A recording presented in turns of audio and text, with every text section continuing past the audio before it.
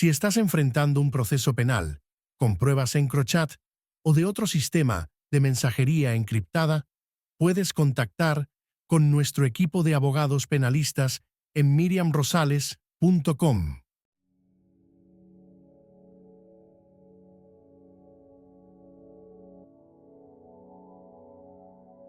¿Existe algún límite al principio de reconocimiento mutuo? Esa fue la pregunta con la que terminamos el episodio anterior y hoy vamos a resolverla. Hola, mi nombre es Miriam y en este tercer y último episodio te voy a contar qué es lo que dice la sentencia dictada en Alemania que admite por primera vez prueba EncroChat, cómo puede influir esta decisión en los casos españoles y cuál es mi opinión sobre el rumbo que está tomando todo esto.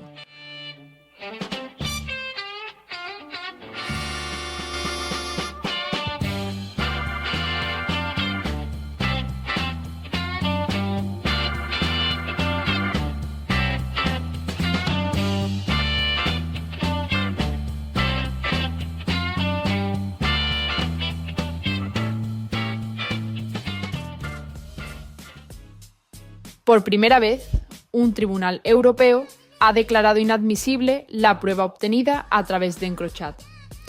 La decisión la ha tomado el Tribunal Regional de Berlín y puede marcar un antes y un después. Antes de comentar sus implicaciones, vamos a entender bien el caso y por qué esta sentencia es tan importante. Al acusado se le atribuían varios hechos constitutivos de un delito de tráfico de droga a gran escala, principalmente cocaína y cannabis. La prueba principal eran mensajes sobre operaciones de compra y venta enviados y recibidos con un teléfono EncroChat.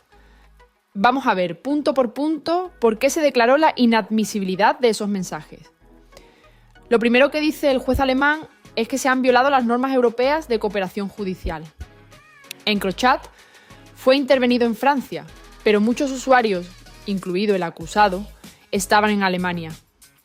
Según la normativa europea, si un país actúa sobre ciudadanos de otro estado, debe notificarlo y coordinarse formalmente.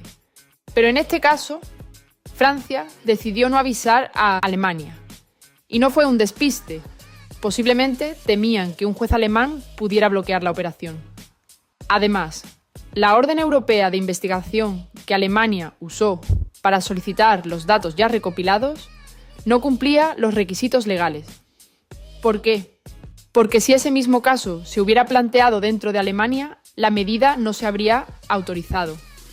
La sentencia señala la falta de una sospecha concreta, sobre alguien en particular. La ley alemana exige una sospecha individual y específica para que un juez pueda autorizar una vigilancia tan intrusiva como hackear un teléfono. Por cierto, este requisito también es exigido por la ley española. Pero en el caso EncroChat, la intervención fue masiva, sin sospechas previas concretas sobre los usuarios. Así que, aunque los mensajes fueran incriminatorios, no podían usarse porque la obtención de la prueba no respetó las garantías mínimas. Otra de las claves de la sentencia es la violación del derecho a un juicio justo.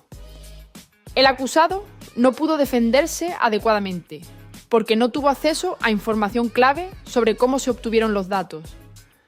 No se pudo verificar la autenticidad, ni se explicaron los aspectos técnicos del hackeo. Además, se bloquearon documentos oficiales entre autoridades europeas que habrían permitido al tribunal evaluar si se respetaron los procedimientos. En resumen, la prueba EncroChat fue inadmitida en este caso alemán porque se violaron normas de cooperación judicial. No había sospecha individual previa. Se vulneró el derecho del acusado a un juicio justo y el tribunal lo deja claro. Ni siquiera entre países de la Unión Europea vale todo. Y ahora hablemos de lo que más nos interesa. ¿Puede esta sentencia de Alemania influir en los tribunales españoles? Aunque la investigación fue liderada mayormente por Francia, afectó a miles de personas en toda Europa. En ella participaron agencias europeas como Europol y Eurojust. Los instrumentos legales usados para compartir los datos, como las órdenes europeas de investigación, Están sujetos a la normativa europea. Al existir la posibilidad de que se haya violado el derecho penal de la Unión, los tribunales españoles no pueden mirar hacia otro lado. ¿Significa esto que un juez español está obligado a hacer lo mismo que el juez alemán? No directamente, pero sí existe ya un precedente europeo muy claro. Todos los jueces europeos, y por supuesto eso incluye a los españoles, deben velar y proteger el derecho de la Unión. Por lo que esta sentencia puede servir a los abogados defensores a la hora de plantear la invalidación de la prueba Encrochat y motivar a que los jueces españoles adopten ese razonamiento. ¿Y si España sigue admitiendo y condenando con prueba Encrochat? Hay opciones. La protección de los derechos fundamentales en Europa es multinivel. Se puede recurrir a instancias superiores dentro de España e incluso llegar a tribunales europeos. Al analizar esta sentencia, más allá de lo meramente jurídico, lo que realmente debería preocuparnos es lo que subyace: el abuso de poder por parte de los Estados. Las autoridades francesas decidieron actuar sin respetar los procedimientos legales, sin notificar debidamente a las autoridades alemanas y sin permitir que los controles judiciales independientes se llevaran a cabo.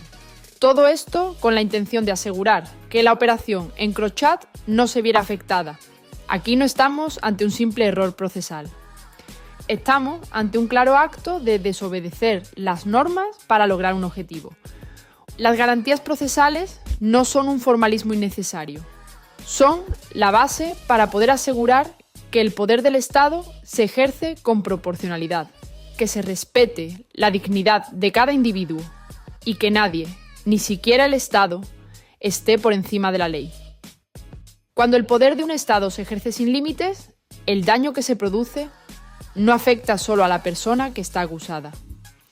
Ese abuso de poder pone en riesgo a toda la sociedad, porque si el Estado se convierte en juez y parte, la justicia deja de serlo y pasa a ser un instrumento de control y represión.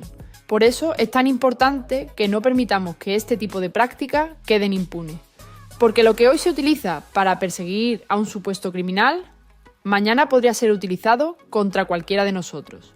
Y al hablar de esto, no podemos olvidar el contexto europeo en el que nos encontramos. Europa no es un solo país, sino una unión de 27 estados, cada uno con su propia historia, su propia cultura y, sobre todo, con diferentes concepciones sobre la protección de los derechos de los ciudadanos. Esto es lo que le da riqueza a la Unión Europea, pero también lo que hace que no podamos caer en la trampa de usar una visión simplista de la justicia.